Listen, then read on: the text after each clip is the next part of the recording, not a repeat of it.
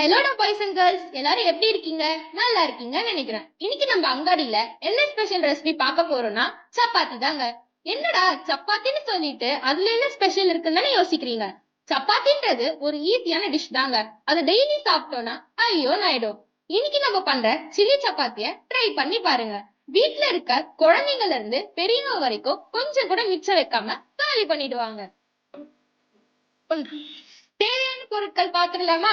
சமையல் எண்ணெய் தேவையான அளவு, காஷ்மீரி மிளகாய் தூள் 2 டேபிள் ஸ்பூன், சிவப்பு மிளகாய் தூள் 2 டேபிள் ஸ்பூன், தனியா பொடி 2 டேபிள் ஸ்பூன், மிளகுத்தூள் 1 டீஸ்பூன், இஞ்சி பூண்டு விழுது 1/2 table spoon, garam masala 1/2 table spoon, வெங்காயம் 3 பெரிய அளவு, தக்காளி 2 பெரிய அளவு, பச்சை மிளகாய் 2, கொத்தமல்லி இலைகள், உப்பு, தக்காளி ketchup 2 tablespoon, red chilli sauce 1 tablespoon, குடமிளகாய் 1. ஃபர்ஸ்ட் நம்ம ஒரு பேன் எடுத்து ஸ்டவ்வை ஆன் பண்ணிக்கலாம். பேன் நல்லா சூடானதுக்கு அப்புறம் நம்ம எடுத்து வச்சிருக்க எண்ணெயை 2 டேபிள் ஸ்பூன் ஆட் பண்ணிக்கோங்க.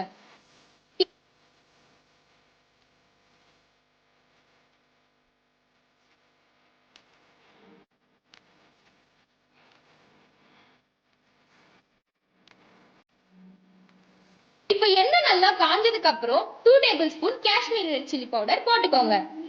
காஷ்மீரி ரெட் சில்லி பவுடர் எப்பவுமே காரம் இருக்காது, அது நம்மளுக்கு கலரை தாண்டா தூக்கி கொடுக்கும். பாய்ஸ் அண்ட் கேர்ள்ஸ், இந்த ஸ்டேஜ்ல ஸ்டவ்வை லோ ஃப்ளேம்ல வச்சு நம்ம போட்டிருக்க ரெட் சில்லி பவுடரை நல்லா மிக்ஸ் பண்ணி விட்டுக்கோங்க. கலர்ஃபுல்லா இருக்கும். இந்த ஸ்டேஜ்ல நம்ம சின்ன சின்னதா கட் பண்ணி வச்சிருக்க சப்பாத்தியை ஆட் பண்ணி நல்லா மிக்ஸ் பண்ணி விட்டுக்கோங்க.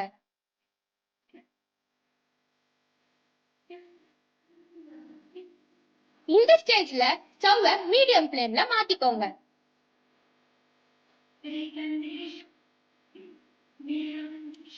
சப்பாத்தில எல்லா பக்கமும் மிளகாய் தூள் கோட்டிங் ஆகுற வரைக்கும் நல்லா மிக்ஸ் பண்ணி விட்டுக்கோங்க.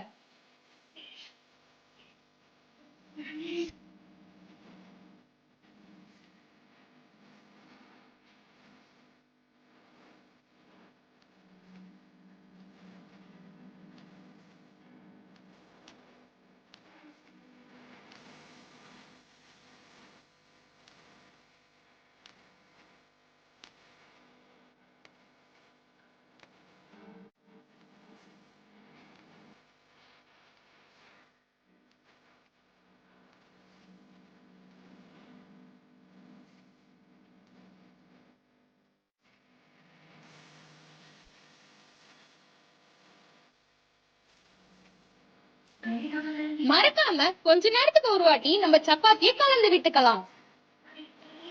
கொஞ்சம் கொஞ்சமா சப்பாத்தி மொறு மொறுன்னு ஆகுறத நீங்க பார்க்க முடியும்.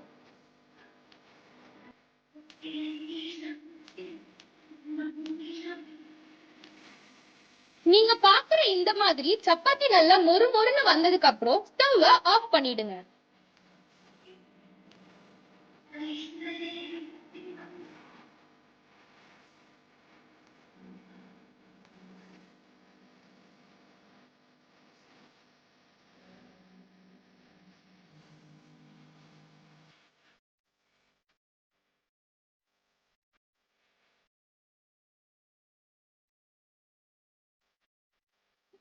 அடுத்து ஒரு பேன் எடுத்து அதுல கொஞ்சமா எண்ணெயை ஆட் பண்ணிக்கோங்க.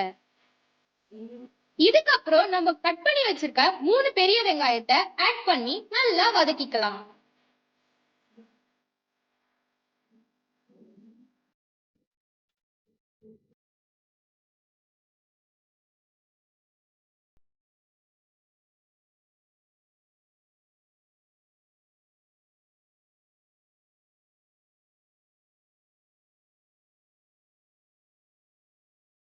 வெங்காயம் நல்லா பொன்னிறமா வதங்கி வர வரைக்கும் வெயிட் பண்ணிக்கோங்க.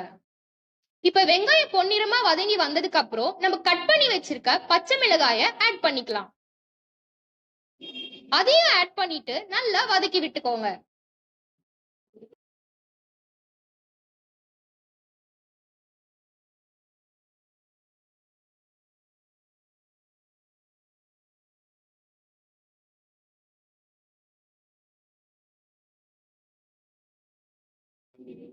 இதுக்கப்புறம் நம்ம எடுத்து வச்சிருக்க 1/2 டேபிள் ஸ்பூன் இஞ்சி பூண்டு விழுத ஆட் பண்ணிக்கோங்க.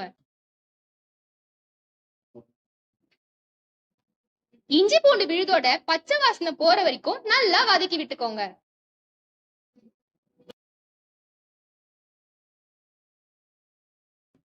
இஞ்சி பூண்டு பேஸ்ட் நல்லா வதங்கினதுக்கு அப்புறம் நம்ம கட் பண்ணி வச்சிருக்க தக்காளியை ஆட் பண்ணி நல்லா வதக்கி விட்டுக்கோங்க.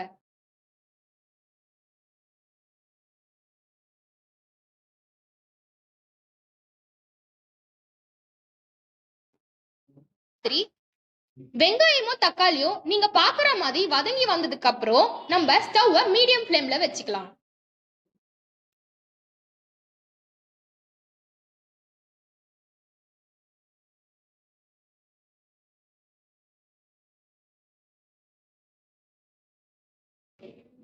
இப்ப நம்ம எடுத்து வச்சிருக்க red chilli powder 2 tablespoon add பண்ணிக்கோங்க.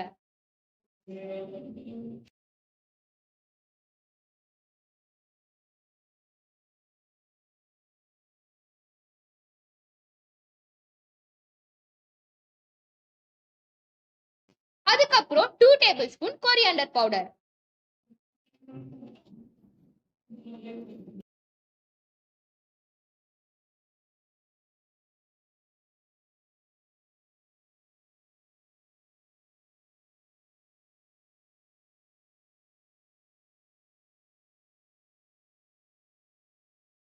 அரை டேபிள் ஸ்பூன் கரம் மசாலா,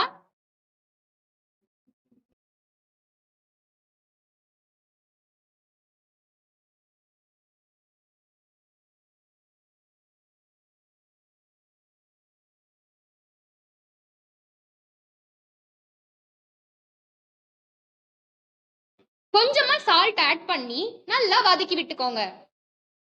மசாலாவோட பச்சை வாசனை போற வரைக்கும் நல்லா மிக்ஸ் பண்ணிக்கோங்க. மறக்காம ஸ்டவ்வை low ஃப்ளேம்ல மாத்திக்கோங்க.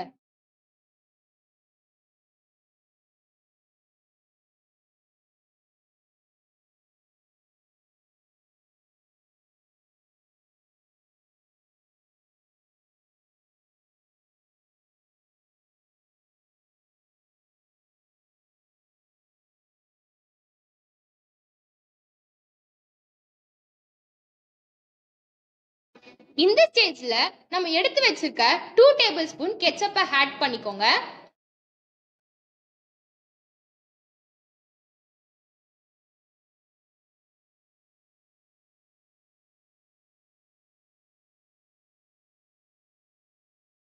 One tablespoon red chilli சாஸையும் ஆட் பண்ணிக்கோங்க. ஆட் பண்ணிட்டு நல்லா கலந்து விட்டுக்கோங்க.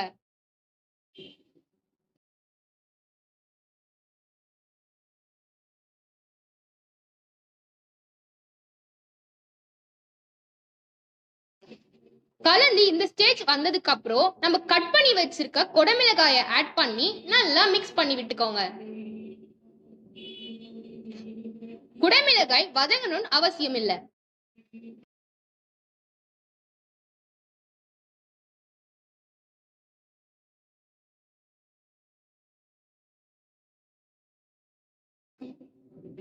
அடுத்து நம்ம எண்ணெயில போட்டு ஃப்ரை பண்ணி வச்சிருக்க சப்பாத்திய ஆட் பண்ணிக்கோங்க. ஆட் பண்ணி அதையும் நம்ம மசாலா கூட சேர்த்து நல்லா கலந்து விட்டுக்கோங்க.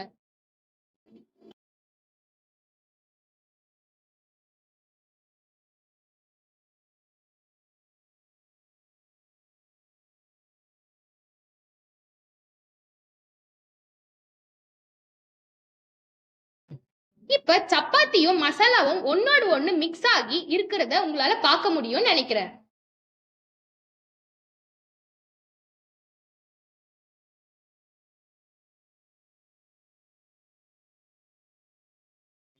இதுக்கப்புறம் நம்ம எடுத்து வச்சிருக்க 1/2 டேபிள் ஸ்பூன் பெப்பர் பவுடரை ஆட் பண்ணிக்கோங்க. உங்களுக்கு காரம் போதுன்னா பெப்பர் பவுடரை அவாய்ட் பண்ணிக்கலாம்.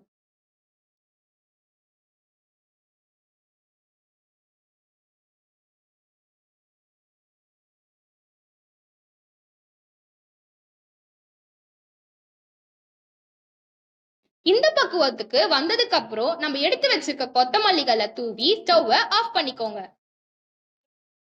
கொத்தமல்லி நம்ம டிஷ்ஷுக்கு ஒரு நல்ல ஃப்ளேவரை கொடுக்கும்.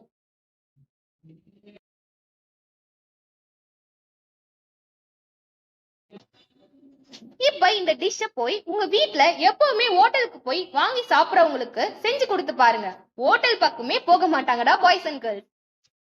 இன்னும் ஏன் வெயிட் பண்ணிட்டு இருக்கீங்க? சீக்கிரம் ரெசிபியை ட்ரை பண்ணி பாருங்க. உங்களுக்கு எப்படி வந்திருக்குன்னு கீழே மறக்காம கமெண்ட் பண்ணுங்க.